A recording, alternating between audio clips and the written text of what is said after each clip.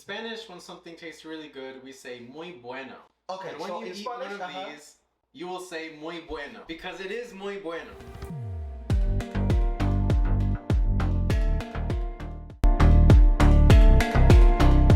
But before cooking, there was groceries.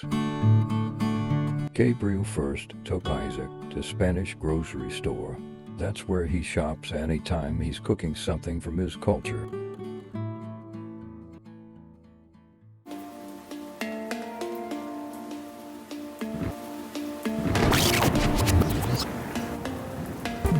Then to farm boys, such a long day for these boys.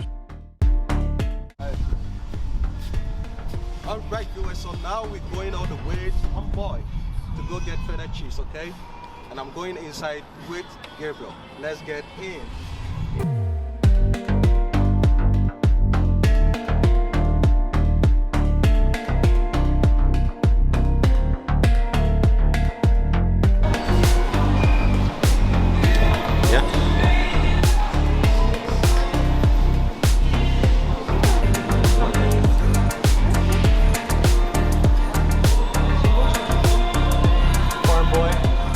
Section, we don't need anything from here. We're going to the cheese aisle.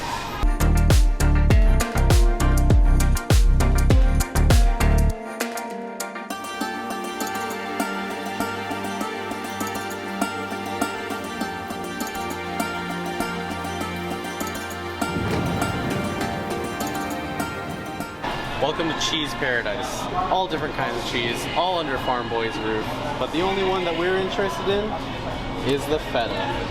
Now this is like $7, so I don't want that. But these are on sale for like $5, you know? I'll go for the regular cow's milk because who doesn't like cheese made from a cow's milk? I'm sure goat milk cheese is good, but I'm gonna stick with the cows for today. I trust them more. Now just a quick trip to the till we cash out, we get out. That's 3 different stores that we ended up having to go to get the ingredients, but for Colombian cheese bread, it's all worth it.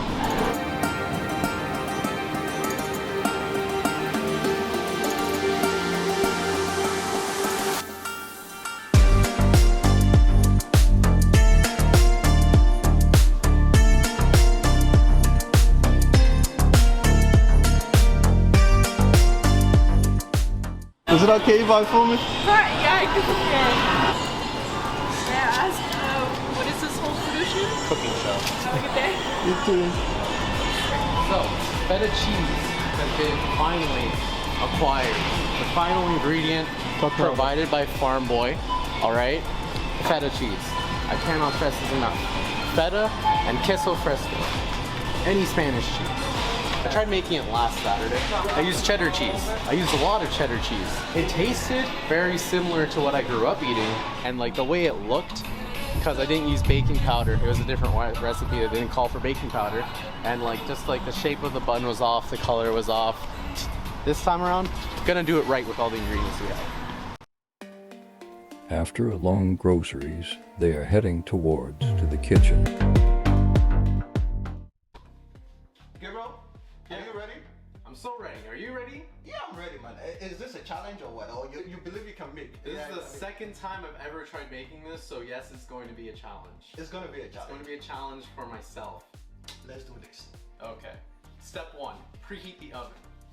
425 degrees. Come this way. Follow me. 425.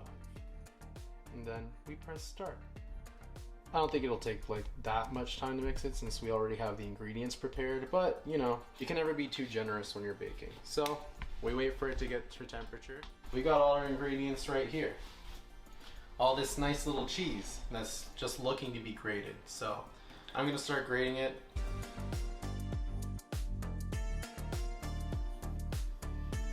Yeah, you know, just don't get too close to the grater when you're grating for safety reasons. I used to love cheese. I used to eat it by like the bucketful, you know. When I was a kid, I didn't love cheese that much. When I was a teenager, cheese was the greatest thing in the world. Now I'm kind of impartial to it. I'd rather have Greek yogurt, you know, or ice cream since it's summer. Just the last little big bits need to be grated. I mean, it's not even really that necessary at this point. Like, we could definitely mix it by hand. But yeah, there we go. And just like that, 200 grams of queso fresco and 50 grams of feta cheese have been successfully grated with the power of movie magic.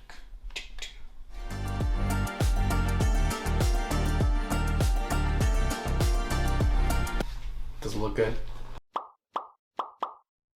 Gabriel? Yeah, what's up? Alright, so what are we doing? Alright, so we have our dry ingredients right here. Well, we have all the ingredients we need right here. Okay. But we're going to start by taking a large little mixing bowl right there. We're going to put all the dry ingredients in here. Okay. So this is 2 cups of cassava flour. Alright. That's what we had to go to the Latin market for. Okay. Bang. There we go. All that flour. Beautiful. Now, this, 2 tablespoons of just regular all-purpose flour. Also, you go in there now. Nope, don't stay in there. Just, there we go. We whisk it a bit. You whisk it a bit because you don't want to go all at once. You know, you got to be gentle with the recipe. You got to treat it like you would treat anybody else. 1 teaspoon of baking powder. Mix that in a little bit too. Now, last weekend when I made it, the recipe I used back then didn't call for salt, but this one does. So we're gonna stay true to it. Little teaspoon of salt now, and we're going to crush it in there nice and easy. Oh, there we go.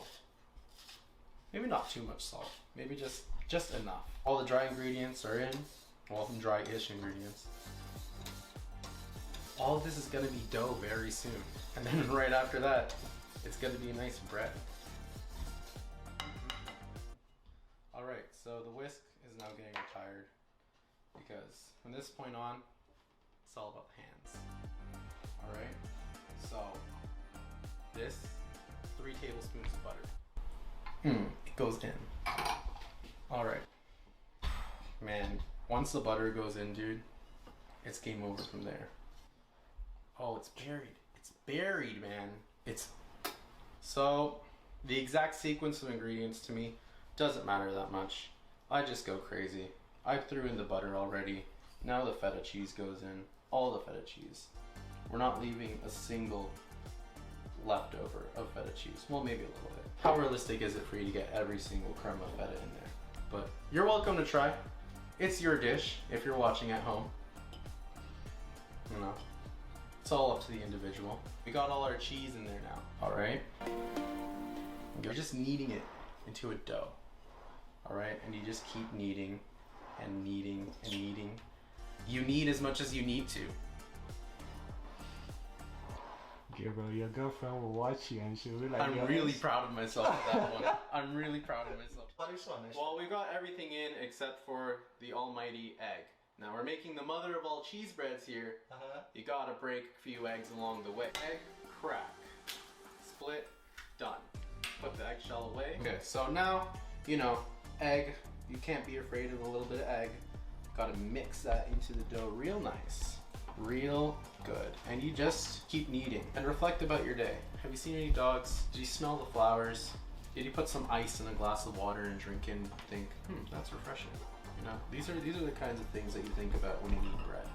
Sometimes your mind goes to weird places. Oh, right now this is a show about cooking, and even more so, it's a show about kneading bread dough.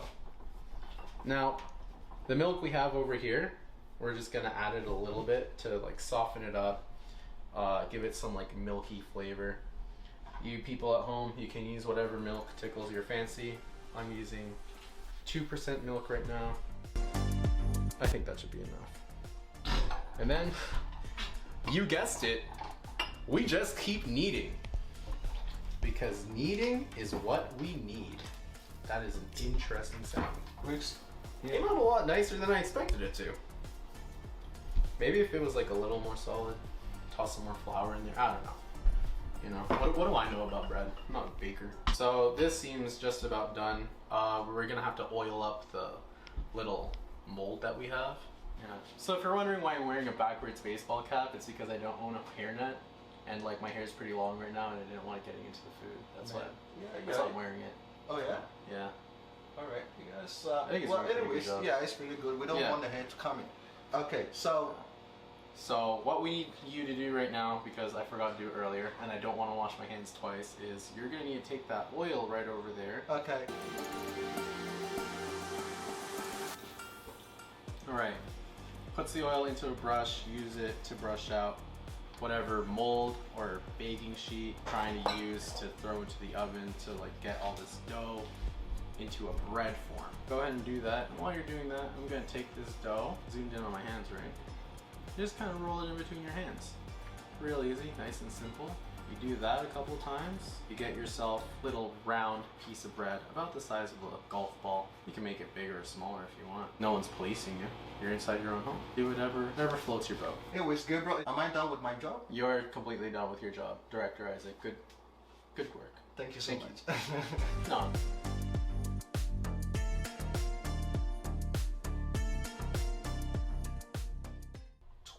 Balls of dough that are about to become a delicious Colombian cheese bread.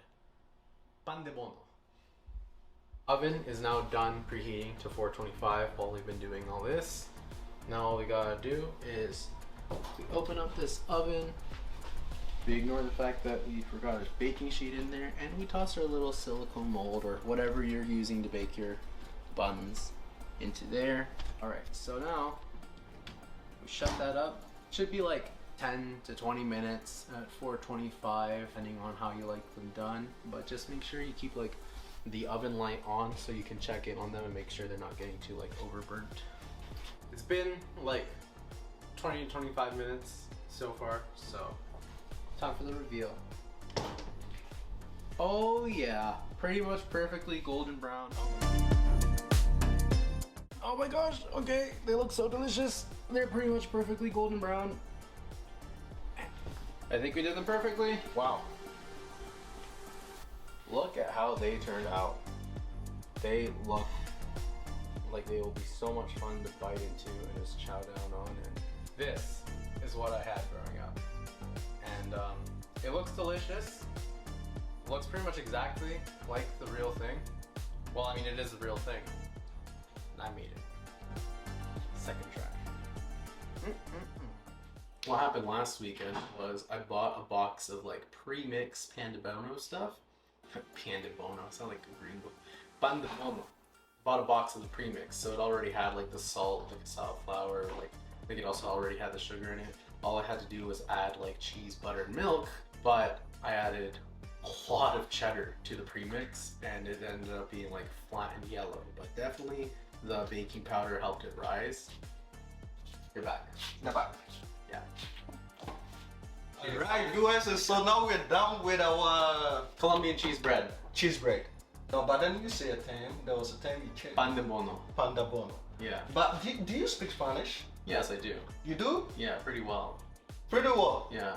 Man, you should have been saying Spanish terms. I want to hear the Spanish terms, man. In Spanish, when something tastes good, what do you say? Oh, muy bueno. Uh-huh. Yeah. Muy bueno. Or muy delicioso, but muy delicioso. bueno. Muy Muy bueno. bueno. Muy bueno. Muy bueno. And that is what you will be saying after you bite into one of these cheese buns. Okay. Alright. Give me one. Give me one. Give me one. Yeah? Yeah. Why don't you have the big one? Have the one that rose above all the others. No, I'll leave the big one for you. Let me take the smaller one. You want to take the smaller one? Yeah, yeah. Alright. I'll take a bigger one. Let me see how big it is.